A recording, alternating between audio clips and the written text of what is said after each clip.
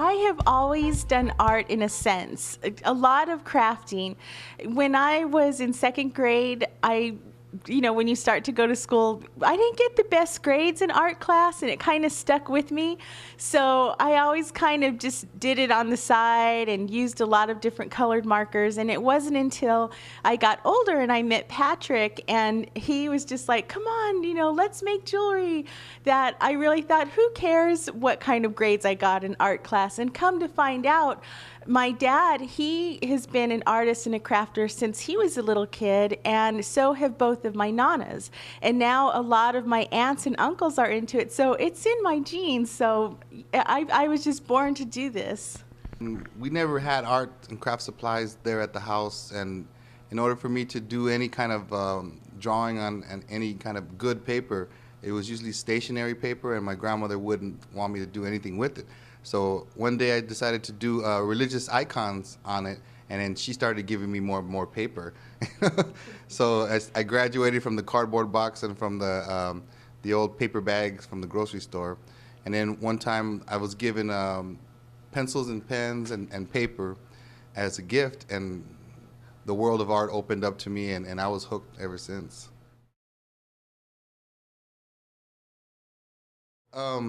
I think it picked me. I didn't pick it, really. It's just something that came out naturally and flowed, and developed as, But my talent was, somebody would give me an idea like, can you do this for me? Can you do that? And then I would say, sure. And it was challenging, more challenging the better.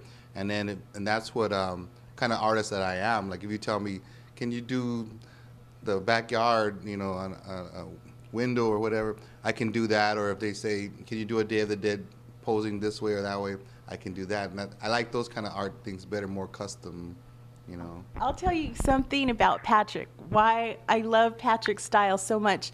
The other day I went to the dollar store and I got a pack of pencils. So, here we have all these fancy art supplies that companies send us that we practice with, and Patrick picks up this pack of dollar store pencils and he's like, oh my God, I love these. Please, can you sharpen them for me? And I was thinking, what is the big deal about this? I go, they're just dollar store pencils. And he goes, don't you know? He goes, these pencils represent potential. He goes, think of all the stuff that I do that starts with a pencil. And then it got me thinking, all of his sketches, all the paintings start as sketches with a pencil.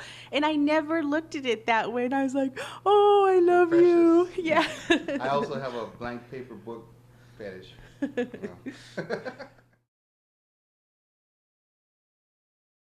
We end up inadvertently collaborating because we have our own corners in our art studio, and every time we're starting something really cool, we'll like hide it from the other person, like, ooh, I'm doing something really cool. But then you reach a point where you get stuck a little bit, and then it's like, can I get your advice on something? And then Patrick will come over, oh, you need rope lights around that, or I'll look at his, you need glitter right there, or let me glue a flower on that. So we just end up collaborating. Even when we try not to, we end up collaborating some way, shape, or form. It's like a cake, if I build the cake, she'll help to decorate it, or vice versa, and I've just learned that she puts the festive into, like if my art's too serious, she brings the more, whimsical side to it. He's the flour and I'm the sugar.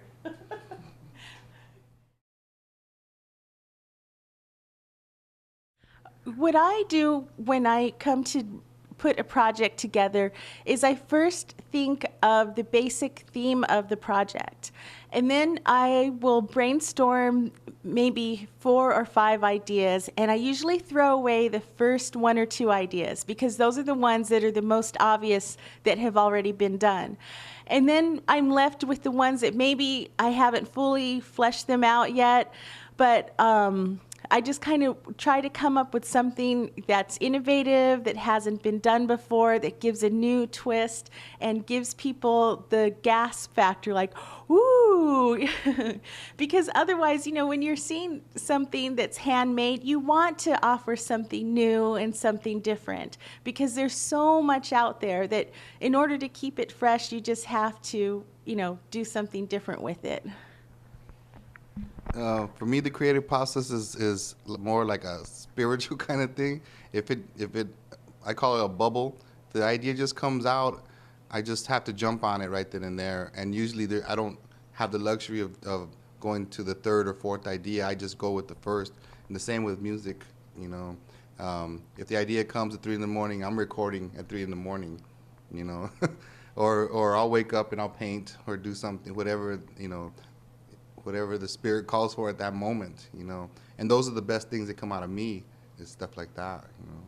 Well, I've had those moments too where I'll get an idea and I just go with it. And I've crashed and burned a few times. Oh. I've crashed and burned a few times just, going the first round. But you know what? That's the fun of it. That's learning, what to do, learning what doesn't work and what does work. So it's, you just go with what moves you, combining the two of innovation and, when the spirit hits you.